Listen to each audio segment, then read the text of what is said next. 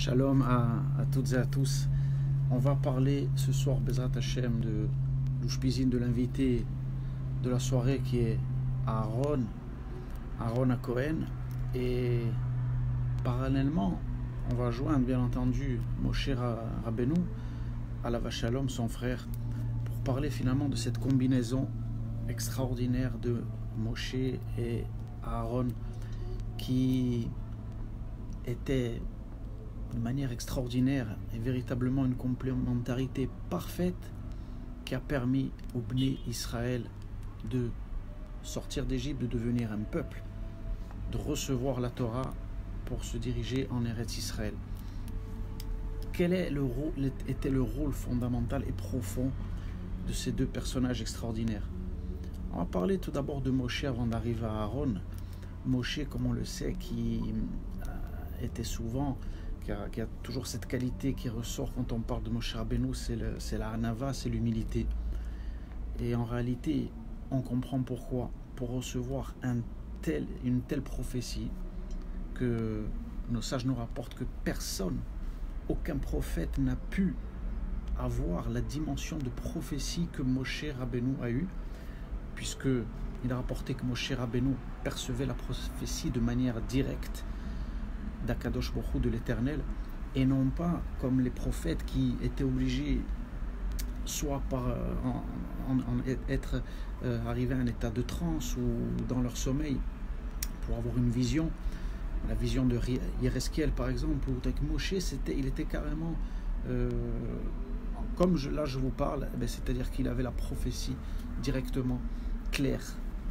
Il n'y avait aucun voile, il n'y avait rien à interpréter, c'était une vision absolument claire, extraordinaire que Moshe Rabbeinu avait de manière superbe. Et ça, personne dans toute notre histoire n'a pu obtenir ce degré, si ce n'est Moshe Rabbeinu.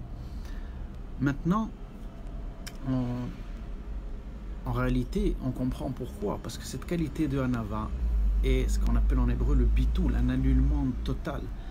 Lorsqu'un être est complètement annulé, et c'est-à-dire qu'il arrive à faire, comme enseigne merveilleusement le Baal HaSulam, le Rav Yehuda Ashlag, qui tout son enseignement de Kabbalah est basé sur ce qu'on appelle le tikkun, la réparation du désir de recevoir pour soi-même. Moshe Rabbeinu l'incarnait le mieux, ce degré-là, puisque le désir de recevoir pour soi-même incarne justement l'ego et l'écoute de soi-même, à l'inverse de Moshe Rabbeinu qui avait fait le bitul total de ça pour briser complètement son ego et laisser passer la lumière divine à travers lui. Et donc c'est pour cela qu'il a eu une telle révélation, un tel degré de prophétie extraordinaire. Et dans le Pirkei Avot, il est marqué tout de suite au début de Masechet Avot, Moshe Kibel Torah Misinaï, le mot Kibel qui est bien sûr qui est lié avec la Kabbalah, au niveau de réception. C'est-à-dire que c'est le niveau de réception qui normalement dans la nature, qui n'est pas corrigé de l'homme et égoïste, celle de Moshe était complètement transformée. C'est-à-dire qu'il s'est servi de cette force de recevoir, de désir de recevoir, pour la mettre complètement au service d'Akadosh Baruch Hu et pour le peuple d'Israël. C'est-à-dire qu'il a fait parfaitement ce degré, ce tikkun du désir de recevoir pour Akadosh Baruch Hu et pour le peuple d'Israël. C'est-à-dire qu'il a réussi à faire vraiment ce qu'on doit faire tous, c'est-à-dire corriger les forces égoïstes et s'annuler complètement. C'est ça la hanava, le bitul, pour laisser passer la prophétie de manière extraordinaire. Ça, c'est Moshe Rabbeinu. Il est comparé dans cette fête de Sukkot à la harava, ce qu'on appelle la soul, et qui est comparé à la bouche d'ailleurs aussi selon nos sages, qui est un symbole aussi d'humilité. Et Moshe, bien entendu, c'est cette bouche qui a transmis la Torah, qui a de la manière la plus haute qui soit pour le peuple d'Israël, une prophétie du jamais vu qui a été reçue par tout un peuple à la sortie d'Égypte. Et donc c'est les eaux de la Torah ont été reçues lorsque Moshe Rabbeinu nous dirigeait et était à notre tête au moment donné de la sortie d'Égypte. Il y a quelque chose d'extraordinaire par rapport à cette notion-là des eaux. Il faut savoir qu'on dit Moshe qui a été sorti des eaux. Il faut savoir qu'il y a une génération dans la Torah, la génération du Maboul, du déluge avec Noach, où il y avait eu, comme le rapportent les kabbalistes, dans la génération de Noach, si vous voulez, il y avait eu une potentialité à ce moment-là, que la Torah soit reçue. La Torah est comparée à l'eau. Et étant donné que cette génération n'était pas prête sous Noach, les eaux qui auraient dû être la bénédiction sont transformées en maboule, en un déluge, puisque les kélim, les réceptacles n'étaient pas prêts dans ces générations pour le recevoir. Donc, finalement, les eaux qui auraient dû être une bénédiction, une construction, sont transformées en déluge. Vous voyez comme la Torah habille de manière extraordinaire ces notions extrêmement profondes, à travers des histoires que, si on n'a pas le décodage, bien entendu, de la Kabbalah, on reste au niveau du Pshat sans trop comprendre ces notions. C'est pour ça que l'étude de la Kabbalah est fondamentale et elle est incarnée, bien entendu, par Moshe Rabbeinu. Moshe Kibel, Torah Misinaï, c'est-à-dire que c'est le degré le plus profond. Toute la Torah et bien entendu son sens profond à travers la Torah Sheba'al Peh, la Torah orale et les secrets de la Kabbalah qui nous ont été transmis par Moshe Rabbeinu alav shalom. Cette complémentarité dont je voulais vous parler avec Aaron, elle est extraordinaire, puisque on se rappelle dans la sortie d'Égypte, dans le Sefer Shemot, qu'on parle à un moment donné au niveau du Pshat, du bégaiement de Moshe. Alors, le bégaiement de Moshe, si on le prend au niveau du Pshat, on va rester enfermé dans une lecture simple. Et bon, on va relier ça à beaucoup d'explications, aussi à l'humilité, etc., que Moshe avait besoin d'arriver à une forme d'assurance, etc. Alors que finalement, le sens profond de cela, on voit, est extraordinaire. Moshe, comme nous l'enseignent nos sages dans la Kabbalah, a reçu la Torah du niveau le plus haut. Moshe, comme nous l'enseignent nos sages, est du degré, ce qu'on appelle de Yesod Derba, c'est-à-dire qu'il est au niveau de la lettre Yud, qui est la première lettre du tétragramme, et qui est relié au monde d'Atsilut. Atsilut qui veut dire en hébreu Etzel, Etzelo, Etzelo, Etzelui, qui est chez lui, chez Akadosh Baruch Hu, c'est où la lumière est encore plus forte et il n'y a pas de filtre. Il faut se rendre compte à quel niveau était Moshe, pourquoi la prophétie était aussi claire. Il était dans le monde de la Atsilut. Et le fait que la Torah nous dise qu'il bégayait, c'est-à-dire que son degré à un moment donné était si élevé, la prophétie si grande qu'il a fallu quelqu'un pour être le traducteur de ces valeurs divines et cette prophétie si haute. Et qui était bien entendu ce traducteur, qui était la bouche de Moshe Rabbeinu? C'était son frère Aaron, qui lui était, comme l'enseignent les kabbalistes, la lettre He, la deuxième lettre du tétragramme, qui est ce couple Abba et Ima, et la lettre He qui est féminine, justement, vient prendre cette graine, cette semence, la lettre Yod, et quand on voit dans sa forme, on dirait que c'est une semence, c'est comme une goutte, où tout le concentré du divin est devant, et dedans, valeur numérique de la lettre Yud 10, comme les 10 séphirotes, comme toute l'émanation de toutes les valeurs divines qui descendent dans ce monde, contractées dans cette graine. Donc, et il a fallu Aaron, qui est la bouche pour le peuple d'Israël, pour prendre finalement ces 10 forces, ces 10 valeurs, et commencer à les prendre, à les intégrer au niveau de ce qu'on appelle de la Bina. Moshe, c'était au niveau de la Chokhma, c'est-à-dire cette capacité intuitive de prendre les valeurs du divin, qui dépasse complètement l'intellect. C'est-à-dire que c'est une assimilation totale, c'est quelque chose qui vient, qui prend, qui nous dépasse complètement du niveau de l'éternel. Et Aaron, c'est un niveau qui va venir prendre ça, l'intégrer le niveau de la Bina est féminin. C'est comme si on prend une idée et la Bina c'est le cerveau gauche, on prend dans le corps humain. La Chokhma, c'est à droite, c'est le cerveau droit. Les capacités d'intuition et de révélation. Et la Bina, le cerveau gauche, est la partie du cerveau qui intériorise, qui va venir décortiquer, qui va venir comprendre et finalement dévoiler ce qui a été reçu. C'est pour ça que cette complémentarité était extraordinaire.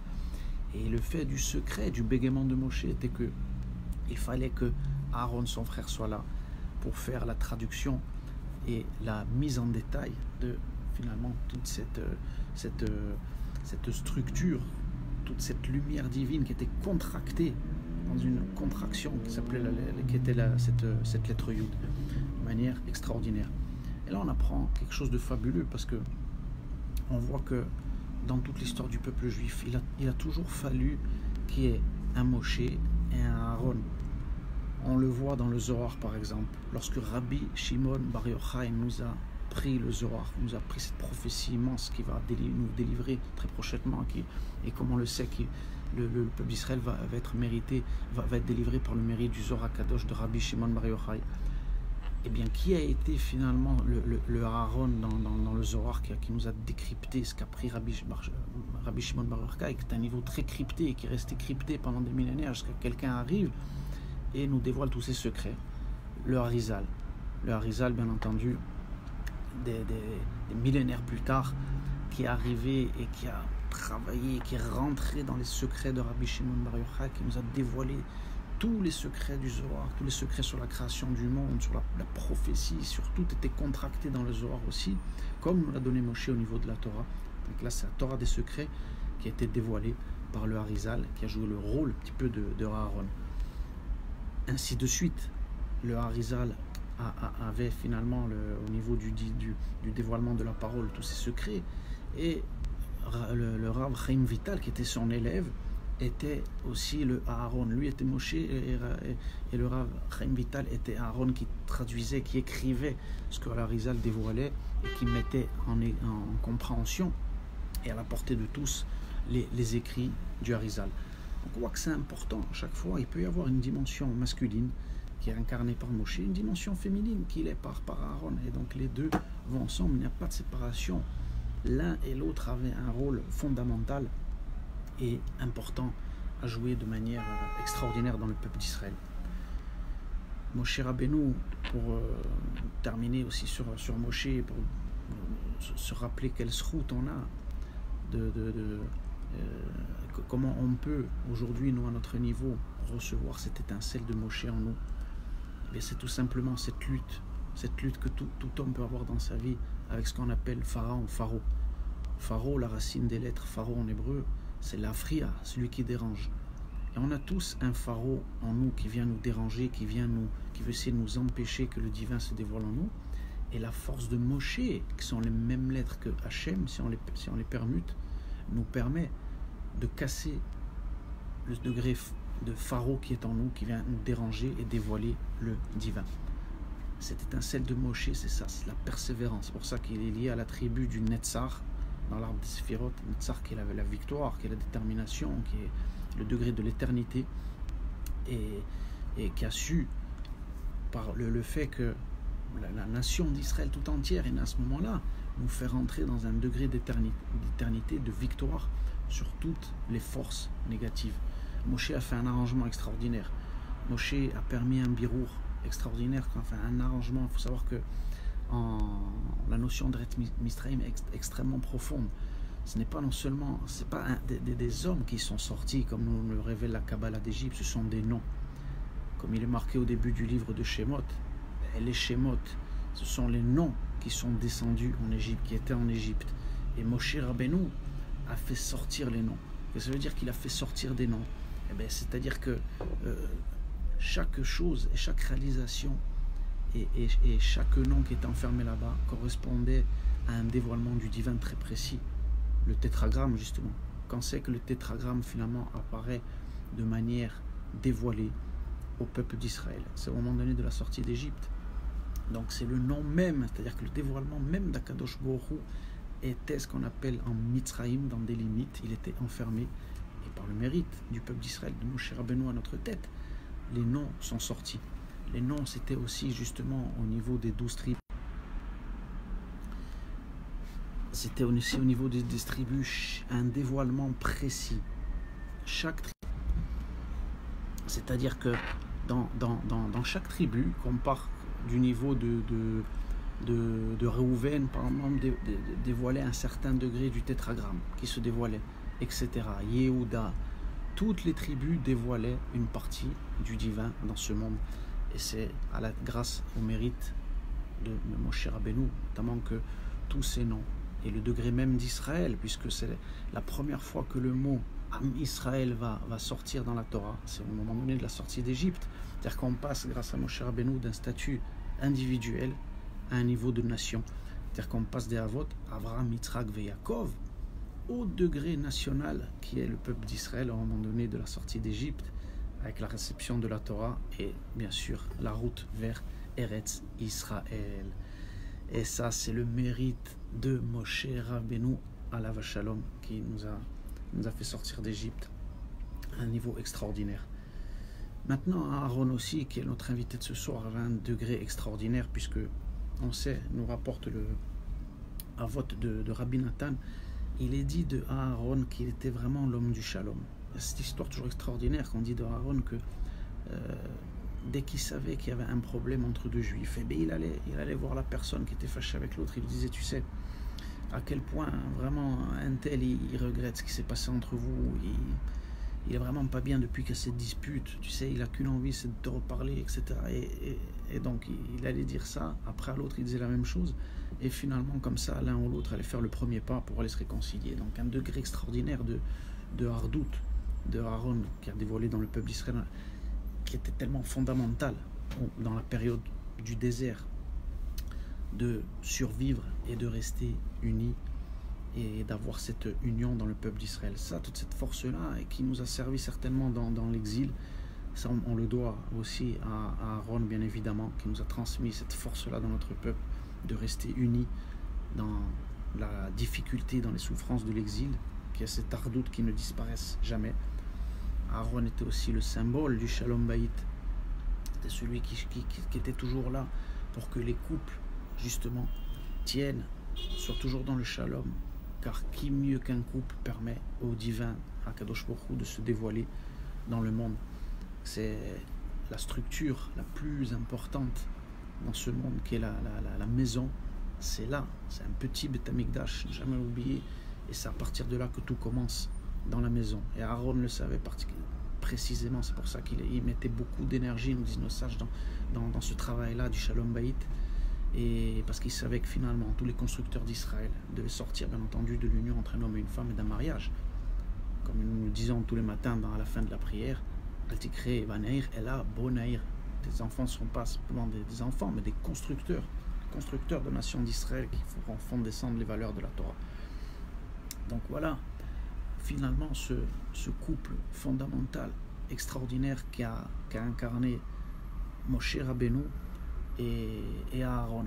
Aaron aussi, au-delà de ces qualités extraordinaires qui suffisent en elles-mêmes de ce qu'on a dit, quel degré plus grand aujourd'hui. Vous imaginez un petit peu aujourd'hui comment on a besoin au sein de la nation d'Israël de ce shalom. Vous imaginez aujourd'hui s'il y aurait l'unité entre tous les courants, on va dire, religieux entre guillemets, si j'aime pas ce mot, et que un grand parti serait avec quelqu'un à la tête qui arriverait à réunir toutes ces tendances pour le bien et surtout pour le Ratzon d'Akadosh Baruch Hu. Parce que quand l'unité sera réussie bien entendu dans le peuple, comme c'est marqué dans Yereskiel, lorsque les deux bois qui représentent le degré de Yehuda et celui de Yosef seront réunis, et bien entendu que Mashiach va se dévoiler. Mashiach ne peut se dévoiler que quand il y aura l'unité dans notre peuple. Donc imaginez à quel point aujourd'hui Aaron aurait un rôle extraordinaire à jouer et ferait venir le Mashiach, lui qui était capable de réussir à faire la paix entre tous les juifs. Et on a tellement besoin de ça aujourd'hui encore, à quel point on a besoin. On voit comme finalement aujourd'hui il manque peu. Si on était unis aujourd'hui, on aurait le pouvoir à la Knesset, on sera à la tête de notre pays et Mashiach arriverait tout de suite, simultanément. Dès que l'unité se fera dans le peuple d'Israël, direct, Mashiach se dévoile directement. C'est ce qu'il nous a enseigné et c'est ce que finalement on attend. Donc à quel point on doit s'inspirer de Aaron et toujours essayer à notre humble niveau d'être dans la paix, essayer toujours de ne pas garder rancune, d'essayer de faire le shalom au maximum, même si on a eu des histoires, essayer toujours de trouver le bon côté qu'on doit trouver chez chaque juif et essayer de s'arranger, de faire le shalom entre nous, bien évidemment, parce que c'est la volonté d'Akadosh Baruch Hu. Et s'il y a l'unité dans notre peuple et que Mashiach se dévoile, tout le monde trouvera sa place, tout le monde sera gagnant, personne ne sera lésé, bien évidemment. Et on a vu au niveau des sphères, pour terminer au niveau d'Aaron, on sait qu'il est lié à la sphère dans la sphira de Hod dans la Kabbalah. Et Hod, finalement, c'est tous les jours de notre vie, on doit s'inspirer de cette sphère-là. Hod, la majesté, par exemple, elle est traduite par la majesté, par le remerciement, par la louange aussi. Hodou, mais aussi par la majesté. On commence par la majesté. La majesté, c'est dans tout ce qu'on fait, rendre la majesté à Dieu. C'est-à-dire que dès qu'on commence le matin, on met notre talit avec grâce, avec majesté, on met les téphilines, on prie avec comme il se doit, avec kavana. C'est la prière, c'est une beauté la prière, c'est rendre la majesté à Dieu la prière. Donc tout ce qu'on fait dans les mitzvot, les faire correctement, avec élégance. Les tables du Shabbat, les décorations, les fêtes, une belle soukha, tout ce qu'on fait, son habillement sur soi-même, tout est toujours assez propre sur soi, élégant, bien habillé. Tout ça, c'est rendre la majesté à Kadosh Baruch Hu. Le peuple d'Israël doit être le reflet du divin sur terre. Donc il faut que toutes les choses soient toujours bien faites, mais bien dire les choses, bien les transmettre, parler correctement, non pas en disant des choses grossières. Tout ça, c'est le degré de la majesté. C'est pour ça qu'il est lié à Aaron, à Koren, qui est la prêtrise, qui est le Beth Amikdash, bien évidemment. Et on doit s'inspirer de ce degré extraordinaire aussi. Et comme je le disais, Od, c'est Od aussi le remerciement. Et Odaya, toujours remercier Kadosh Baruch Hu pour tout ce que nous avons chaque jour, le fait de pouvoir respirer, de pouvoir voir, de pouvoir entendre, que l'on soit en bonne santé. Remercier pour le moindre des petites choses. Bien évidemment qu'on ait la chance d'avoir une épouse, des enfants, qu'on a la chance de manger, de ne manquer de rien. Remercier constamment Kadosh Baruch Hu d'être en Eretz Israël, d'avoir ce mérite, d'être la génération qui vit les prophéties se réaliser. Et ça, il faut remercier Kadosh Baruch Hu tous les jours d'avoir ce mérite immense d'être dans cette génération.